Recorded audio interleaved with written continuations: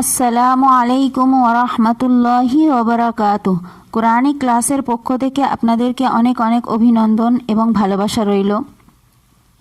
তো আশা করছি আপনারা যারা আমার এই ভিডিওগুলো দেখছেন, তো আপনারা অন্যদের মাঝে যারা নতুনভাবে শিখছে কোরআন শরীফ, তাদের কাছে অবশ্যই শেয়ার করবেন, যাতে তারাও কোরআন শরীফ শেখার সুযোগটা পেয়ে যায়। তো চলুন আজকের সূরায়ে হুমাজা, এবং একটি রিকোয়েস্ট আপনাদের কাছে থাকবে, আপনারা স্কিপ করবেন না, ভিডিওর শুরু থেকে শেষ পর্যন্ত একটু ধৈর্য সহকারে যুক্ত থাকবেন। আউযু বিল্লাহি মিনাশ শাইতানির রাজিম। বিসমিল্লাহির রহমানির রহিম। সূরাতুল হুমাযাতি মাক্কিয়াহ।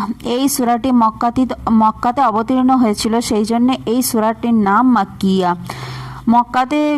মক্কাতে আল্লাহ নবী সাল্লাল্লাহু আলাইহি ওয়াসাল্লাম এই কোরআন শরীফটা টোটাল ওনার ওপরে 23 বছর যাবৎ অবতীর্ণ হয়েছিল। তো এই কোরআন শরীফটা টোটাল 23 বছর ধরে অবতীর্ণ হয়েছিল। তো আল্লাহ নবী সাল্লাল্লাহু আলাইহি ওয়াসাল্লাম আল্লাহ যখন ওনার নবুয়ত দিলেন, তখন ওনার বয়স ছিল 40 বছর। তারপরে তিনি 40 বছর থেকে নিয়ে নবুয়ত পাওয়ার পরে যখন কোরআন শরীফ অবতীর্ণ হতে লাগলো, তখন তিনি 13 বছর মক্কাতে ছিলেন। তারপরে কাফেরদের অত্যাচার সহ্য না করতে পেরে আল্লাহ রসুল সেখান থেকে মদিনাতে চলে গেলেন। ওখানে ছিলেন 10 বছর। তাহলে 40 বছর থেকে নিয়ে 13 বছর, অর্থাৎ 53 বছর বয়স পর্যন্ত তিনি মক্কাতে ওনার জিন্দেগি উনি কাটিয়েছেন।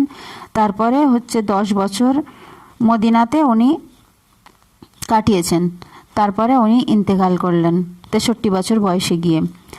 তো আপনারা যারা, যে সূরাগুলো মাক্কিয়া বলে লেখা রয়েছে, উনি যখন মক্কাতে ছিলেন সেই সমস্ত সূরাগুলো সেখানে অবতীর্ণ হয়েছিল।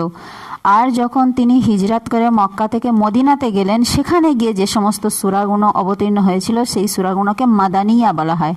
তার মানে সেই সূরাগুলো মদিনাতে অবতীর্ণ হয়েছিল। তো আশা করছি আপনারা মাক্কিয়া এবং মাদানিয়ার ডিটেলসটা বুঝতে পেরেছেন। তো চলুন সূরাটি শুরু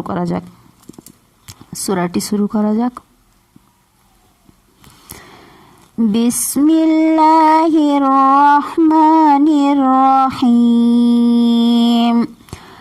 ওয়াইলুল লিকুল্লি হুমাযাতিল লুমাযাহ। ওয়াইলুল লিকুল্লি হুমাযাতিল লুমাযাহ। ওয়াইলুল লিকুল্লি হুমাযাতিল লুমাযাহ আল্লাযী জামা'a মালান ওয়া আদ্দাদাহ। الذي جمع مالا وعدده.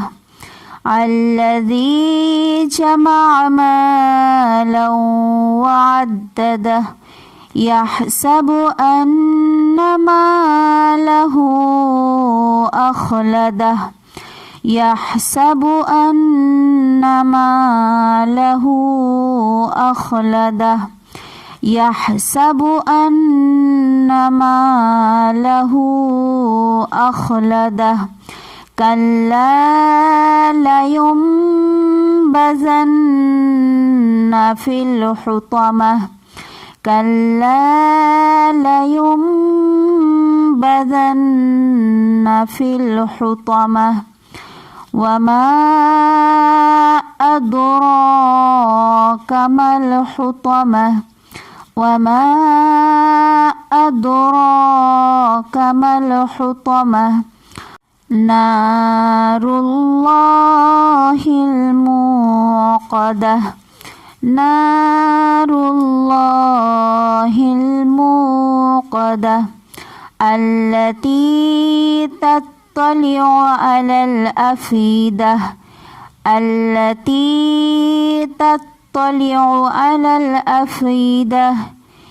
إنها عليهم مؤصدة.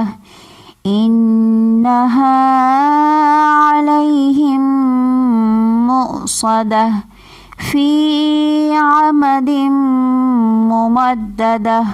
ফি আমাদিন মুমাদ্দাদাহ।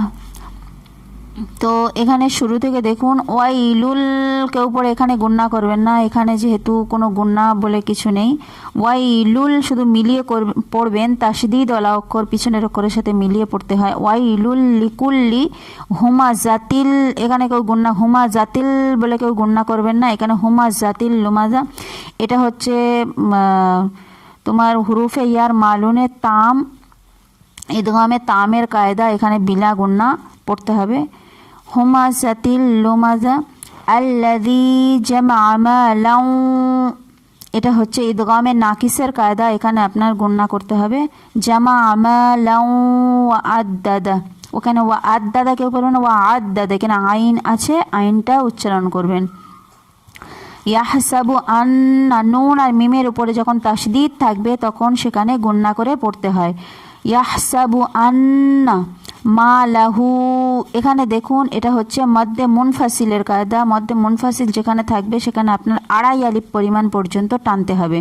হুরুফে মাদ্দার পরে হামজা যদি দ্বিতীয় শব্দে আসে তাহলে সেখানে মধ্যে মুনফাসিল হবে, সেখানে আপনাকে আড়াই আলিফ পরিমাণ টানতে হবে।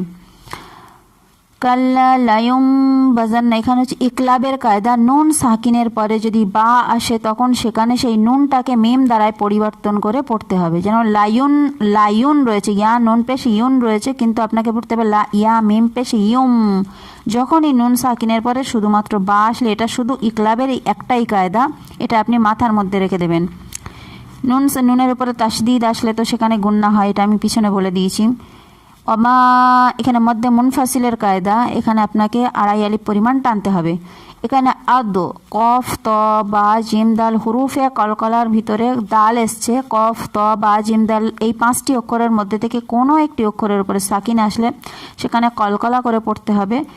আদ, কলকলা পড়ার নিয়ম হচ্ছে মাখরাজ ধাক্কা লেগে আলাদা হয়ে যাবে। আদ, এখানে রয়েছে আদ, পড়তে হবে আদ, ধাক্কা লাগতে হবে।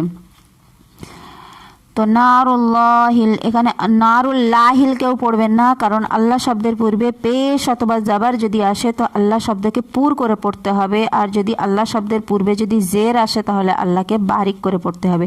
পুর করে পড়ার নিয়ম হচ্ছে ল, আর বারিক করে পড়ার নিয়ম হচ্ছে লাহ, যেরকম নারুল্লাহ পড়তে হবে। এই জিনিসগুলো, ছোট ছোট জিনিসগুলো আপনি মাথার ভিতরে রেখে দেবেন, দরকার হয় একবার ছাড়া বারবার শুনুন, ধ্যান দিন, তো আপনার জেহেনে এসে যাবে। একটা জিনিস বারবার রিপিট করতে করতে তারপরে ব্রেনে এসে যায়। তো আপনি এটা করতে থাকুন, ইনশাআল্লাহ আপনি সহজভাবেই কোরআন শরীফ পড়তে পারবেন শুদ্ধভাবে। আল্লাতি তাত্তালিউ, তাত্তালিউ কেউ পড়বেন না, তাত তা ত জাবার তাত, তাত তালিউ।